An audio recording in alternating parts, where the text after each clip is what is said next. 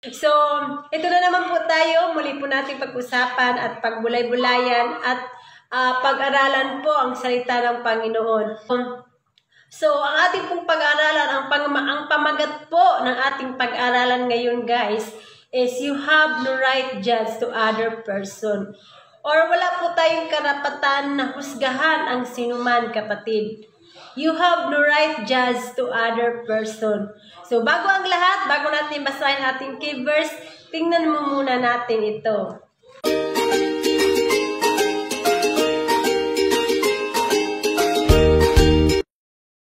Verse 1 to 3. Huwag kayong humatol nang kayo'y di hatulan, sapagkat hahatulan kayo ng Diyos ayon sa paghatol ninyo sa iba, at susukatin kayo ayon sa panukat na ginamit ninyo sa iba. Bakit mo pinapansin ang puwing sa mata ng iyong kapatid, ngunit hindi mo pinapansin ang trusong nasa iyong mga mata? So, hayag po at lantad po sa ating binasa kanina, kapatid, sa ating key verse. Sabi ng Panginoon na huwag kayong humatol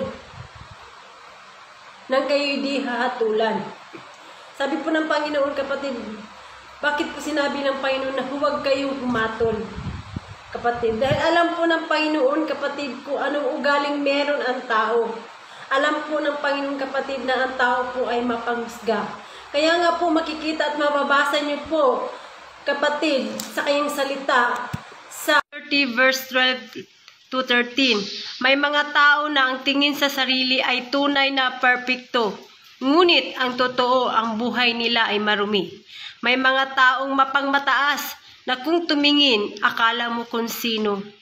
Yung kwento or talinghaga po na makikita at mababasa niyo po sa salita ng Panginoon, marami pong mga tao, kapatid, na mataas ang tingin nila sa kanilang mga sarili.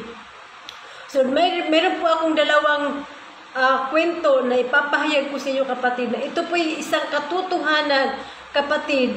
Ito po talaga ang ugali ng tao. Ang tao po, kapatid, ay mapanghusga. Ang tao po, kapatid, so titingnan po natin, una po, kapatid, ang kwento tungkol po sa isang parasiyo at ng maniningil buwis, kapatid. Tungkol sa parasiyo at sa maniningil buwis. Matthew 18 verse 9 to 11. May mga tao roon na matuwid ang tingin sa sarili at humahamak sa iba.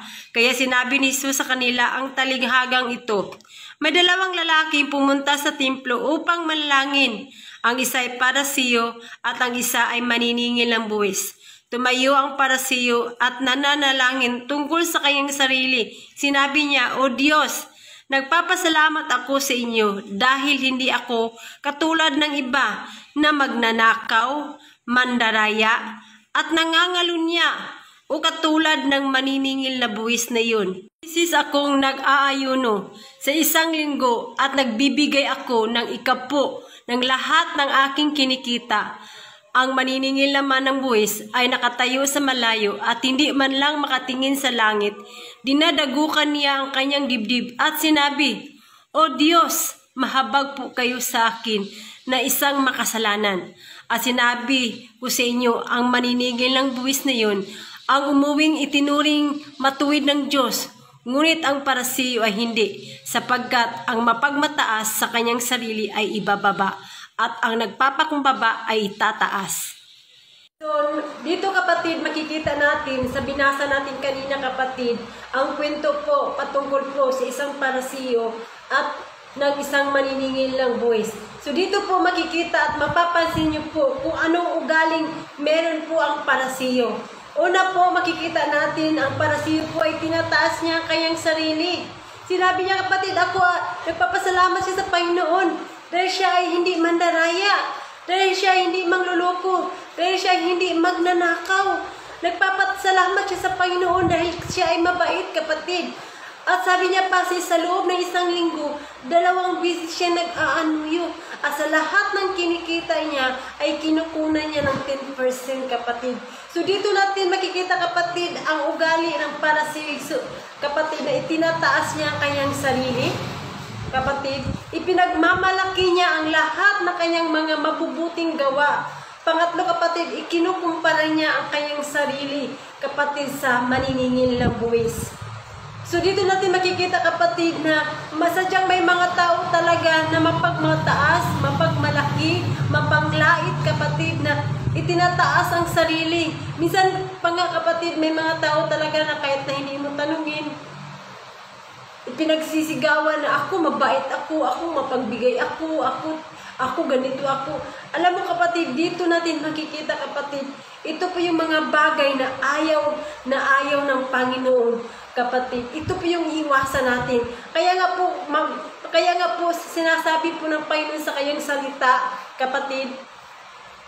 Sabi po ng Panginoon kapatid sa kanyang salita sa Philippians chapter 2 verse 3, huwag kang gagawa na anumang bagay dahil lamang sa hangad mong maging matanyag. Bagkus magpakababa ka at huwag mong ipagpalagay na ikaw ay mas mabuti kaysa sa iba. Sabi ng Panginoon kapatid, huwag mong ipagmataas ang sarili mo. Huwag mong ipagmalaki ang mga nagawa mo kapatid. Sabi ng Panginoon, may mga tao talagang mapagmataas. Sabi doon sa Philippians chapter 2 verse 3, huwag kang gagawa na anumang bagay dahil lamang sa hangad mong maging matanyag. Bagkus magpakababa ka at huwag mong ipagpalagay na ikaw ay mas mabuti kaysa sa iba. Huwag mo ipagpalagay na ikaw ay mas magaling, mas mayaman, mas mapera, mas maabilidad, mas matalino, mas maganda, mas sikat, mas kinikilala, tinitingala. Kapatid, sabi ng Panginoon, anumang meron ka kapatid. Kapatid, huwag mo siyang ipagmalaki. Dahil lahat ng yan ay hayag at lantad po sa harapan ng Panginoon kapatid. Huwag po tayong magmalaki. Dito po kapatid, oo nga, ang Parisiyo, kapatid, mabait siya. Walang question doon kapatid. Mabait siya, kapatid. Pero ang mali niya lang kapatid, ay pinagmamalaki niya, kapatid. Kaya sabi ng Panginoon kapatid, ang maniningil ng buwis ay umuwing pinagpala ng Panginoon. Pero ang Parisiyo kapatid, ay hindi siya pinagpala ng Panginoon. Hindi siya kinalulugdan ng Panginoon. Bakit po? Sabi ng Panginoon, ang nagpapataas sa kanyang sarili ay ibababa. At ang nagpapakumbaba sa kanyang sarili ay itataas ng Panginoon. Ang Parisiyo at ang masamang babae. Sa Luke 7 verse 36 to 47, at ipinamanhik sa kanya ng isa sa mga Parisiyo na kumain kasalo niya at naupo sa dulang. At narito ang isang babaeng makasalanan na nasa bayan, at nang malaman niyang siya ay nasa dulang ng pagkain sa bahay ng isang Parisiyo, ay nagdala siya ng isang sisidlang alabastro na puno ng orgento at nakatayo sa likuran ng kanyang mga paanan at tumatangis, ay pinasimulan niyang diligin ng mga luha ang kanyang mga mata, at ng mga ito'y kinuskus ng buhok na kanyang ulo at hinahagkan ng kanyang mga paa at pinapahiran ng orgento. Nang makita nga ito ng Parisiyo na sa kanya'y nag-anyaya, ay nagsalita sa kanyang sarili na sinasabi ang mga ito, kung sino at kung ano ang babaeng ito, nasa sa kanyang humihipo na siya'y makasalanan. At pagsagot ni Jesus ay sinabi sa kanya, Simon, ako'y may isang bagay na sasabihin sa iyo. At sinabi niya, Guro, sabihin mo. Isang may pautang at may dalawang may utang sa kanya, at ang isa may utang na 500 denaryo at isa'y 50. Sila'y walang may bayad ay kapwa pinatawad niya. Alin nga sa kanila ang lalong iibig sa kanya? Sumagot si Simon at sinabi, Inaakala ko na iyong pinatawad niya ang lalong malaki. At sinabi sa kanya, matuwid ang paghatol mo. At paglingon sa babae ay sinabi niya kay Simon, Nakikita mo baga ang babaeng ito? Pumasok ako sa iyong bahay. Hindi mo man lang ako binigyan ng tubig ukol sa aking mga paa. Datapwat dinilig niya ng aking mga paa na kanyang mga luha at kinukuskus na kanyang mga buhok. Ako binigyan ng halik, Datapwat siya'y buhat ng ako'y pumasok, ay hindi humihinto sa paghalik ng aking mga paa. Hindi mo pinahiran ng langis ang aking ulo. Datapwat pinahiran niya ng orgento ang aking mga paa. Kaya nga sinasabi ko sa inyo, pinapatawad na ang kanyang maraming kasalanan, sapagkat siya'y umiibig ng malaki. Datapwat ang pinatawad ng kunti ay kakaunti ang pag-ibig. At sinasabi niya sa babae, pinapatawad na ang iyong mga kasalanan. Kapatid, ay nakita po natin ang dalawang kwento po ay patungkol po sa isang parasiyo at ng isang maniningil ng buwis at isang parasiyo naman at isang masamang babae. So, dito po marami po tayong natutunan or matutunan dito sa kwentong ito. Una po, wag po nating ikumpara ang ating sarili sa ibang tao. Na kaysa matapang ka, mas malakas ka, mas matibay ka, mas matalino ka, or mas magaling ka, or ano pa man kapatid. Dahil po tayong lahat po ay may kanya-kanyang pag-uugali. Tayong lahat po ay may kanya-kanyang prinsipyo sa buhay, pananaw sa buhay, at lalong-lalo na may kanya-kanya po tayong style, kapatid. May mga kanya-kanya po tayong pinagdadaanan sa buhay. May kanya-kanya po tayong mga problema. At may mga bagay na doon siya malakas at doon ka naman mahina. At kanya-kanya po tayong kahinaan. Kahinaan mo, lakas niya. Lakas niya, kahinaan mo.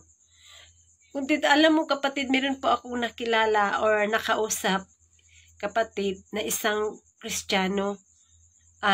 Nalaman niya ang tungkol sa aking journey ng aking Christian life. Na sa mga panahon na yun ay ako po ay minsang tumalikod sa Panginoon, nagkasala kapatid. In short, na backslide po ako. Nung nalaman niya kapatid na sa journey ng aking Christian life na naranasan ko na minsan sa buhay ko ay tumalikod ako or na backslide ako kapatid.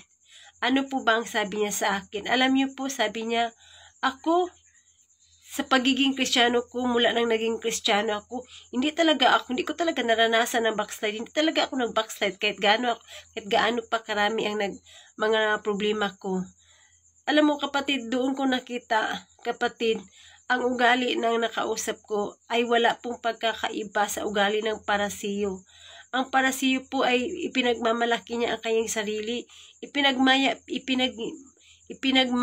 ipinagyayabang niya po ang lahat ng kanyang mga nagawang magaganda po. Kung titingnan po natin kapatid, lahat po tayo ay hindi po karapat-dapat sa harapan ng Panginoon. Kaya wag po tayo mapanghusga at wag po tayo mapanglait at wag po din po tayo magmalinis sa ating sarili. At higit sa lahat, wag po tayo magmalaki or maging mayabang. At wag po natin itaas ang ating sarili, kapatid. Hayaan po natin yung mga tao ang magsasabi, hindi po tayo, kapatid, para hindi po tayo magiging katulad ng isang parasiyo. Ang babaeng nagkasala ng pangangalunya. John 8 verse 1-7. Si Jesus ay pumunta sa bundok ng mga olibo. Sa pagkalbukang liwayway, siya ay muling pumunta sa templo. Ang lahat ng mga tao ay lumapit sa kanya. Siya ay umupo at tinuruan sila. Dinala sa kanya ng mga guro ng kautusan at ng mga parasiyo ang isang babae na nahuling nangangalunya. Inilagay nila siya sa kalagitnaan. Sinabi nila sa kanya, Guro, ang babaeng ito ay nahuling nangangalunya.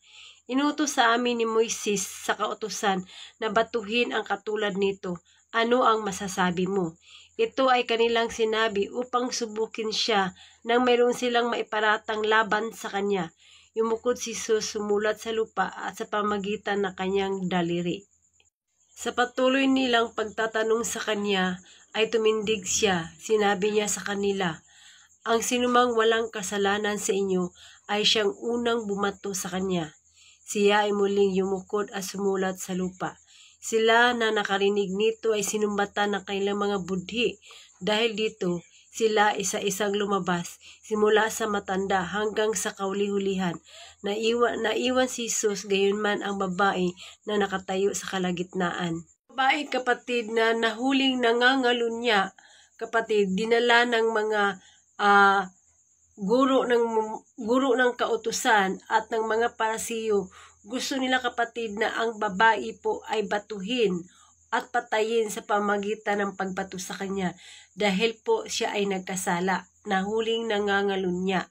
Kaya po sinabi ng Panginoon sa kanila kapatid, ang sinumang hindi nagkasala ang siyang unang bumato sa babae.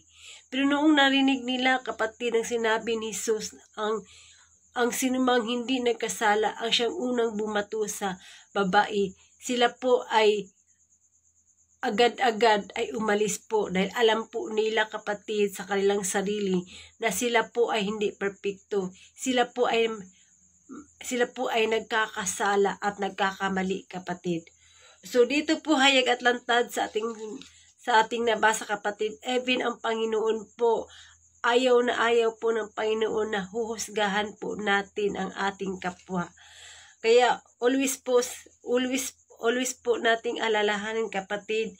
Sabi po ng Panginoon sa Romans 3:23, everyone is a sinner. Romans 3:10, everybody is not perfect. Kaya nga po sinabi po ng Isaiah 64 verse 6, lahat tayo'y naging marumi sa harapan ng Diyos. Ang mabubuting gawa natin, maruruming basahan ang katulad. Nalalata tayong lahat gaya ng mga dahon. Tinatangay tayo ng malakas na hangin ng ating kasamaan. So, hayag at lantad po kapatid na tayo pong lahat, walang sinumang karapat-dapat po sa harapan ng Panginoon. It's because of love of God, kapatid, nang dahil sa dakilang pagmamahal, nang dahil sa wagas na pagmamahal ng Panginoon, tayo po ay binigyan ng karapatan or binigyan po tayo ng karapatan na maging karapat-dapat po sa kanyang harapan, kapatid. Always remember kapatid, ang Panginoon po, lahat ng tao ay mahal po ng Panginoon. Kaya nga po ang dahilan, kaya nga po si Jesus nagpakamatay sa krus, kapatid, upang ang lahat po ay kapatid, ay maipakita niya kung gaano kawagas, kung gaano kadakila, kung gaano ka-pure ang kanyang pagmamahal. Kaya nga po sinabi sa John 3:16, gayon na lamang pagsinta ng Diyos, kaya't ibinigay niya ang kanyang kaisa-isang anak. Sino mang sumasampalataya sa kanya ay hindi mapapahamak, kundi magkaroon ng buhay na walang hanggang. 1:8, if we claim to be without sin, we deceive ourselves and the truth is not in us. Pag sinasabi po natin sa ating sarili, kapatid, na tayo po ay hindi nagkasala o hindi po tayo nagkamali, ay dinadaya po natin ating sarili at wala po sa atin ang katotohanan. Whether we like it or not, kapatid, tanggapin mo man o hindi, every minute, every day, every hour in our life, tayo po ay nagkakasala, maging sa isip, sa salita at sa gawa. At yan po ang katotohanan, kapatid, na ang salita po ng Panginoon ang nagsasabi, lahat po tayo ay nagkakasala at hindi po karapat-dapat sa harapan ng Panginoon. At kung mayroon mang dapat humusga sa atin, kapatid, hindi po tayo, kundi po ang Panginoon lamang, kapatid. As conclusion po, kapatid, sinabi po ng Ezekiel chapter 18 verse 30, kaya sinasabi ko sa inyo mga mamamayan ng Israel, ako ang Panginoong Diyos, ako ang hahatol sa bawat isa ayon sa inyong mga ginawa. So, kung mayroon man masigit na may karapatan na humatol sa sinuman, kapatid, walang iba po ang Panginoon. Kaya wala po tayong karapatan na manglait, wala po tayong karapatan na humusga, kapatid, or humatol, or hatulan po natin ang ating kapwa, kapatid. Always remember po, kapatid, sabi po ng Mateo 9 verse 13, sabi po ng Panginoong Hesus, ang mga walang sakit po ay hindi nangangailangan ng doktor, kundi po yung mga may sakit po. So sabi po ng Panginoon na parito po siya, hindi po para sa mga banal na tao, kundi po na parito siya para sa mga makasalanan, kapatid. So always remember, kapatid, kung anumang meron ka, kapatid, anumang status ng pamumuhay mo, mayaman ka man, maganda, matalino ka man, or anumang na-achieve mo, kapatid, or anumang tagumpay na nakamit mo, kapatid, huwag mong ipataas ang sarili mo, huwag mong ipagmayabang. Kung mayroon man dapat maitaas sa buhay mo, kundi ang Panginoon, kapatid, ang siyang kumilos sa buhay mo. Kung mayroon man tayong mga magagandang natanggap sa ating buhay, hindi po yan sa pamagitan ng ating lakas, ng ating katalinuhan, ng ating kakayanan, ng ating kakayahan, kapatid. Lahat ng yan ay nangyari po dahil po sa presensya, dahil po sa favor, dahil po sa presence, dahil po sa kapangyarihan ng Panginoon, at dahil po sa pagmamahal ng Panginoon, ang siyang patuloy na kumikilos, patuloy na nangingialam sa buhay mo, kapatid. Always remember, kapatid, sabi po ng John 3:27, walang sino mang matatanggap ang tao maliban kung ito'y ipinagkaloob ng Diyos sa kanya. Always remember, kapatid, kung meron man tayong gininto ang puso, kapatid, pasalamatan po natin ang Panginoon dahil binago niya po ang ating puso. Ay sabi po ng Ezekiel, kapatid, kung pag meron po tayong gininto ang puso, ang Panginoon po ang siyang nagbigay niyan. Kaya wag po nating ipagyabang, kapatid. Kung may mga na-down, kung may mga tao man na nagkasala, instead na atin silang i-condemn, ipagdasal po natin. Huwag po natin tawanan, kapatid. Ipagdasal po natin ang ating kapwa. So, yun lang po, kapatid. I believe na marami po tayong natutunan.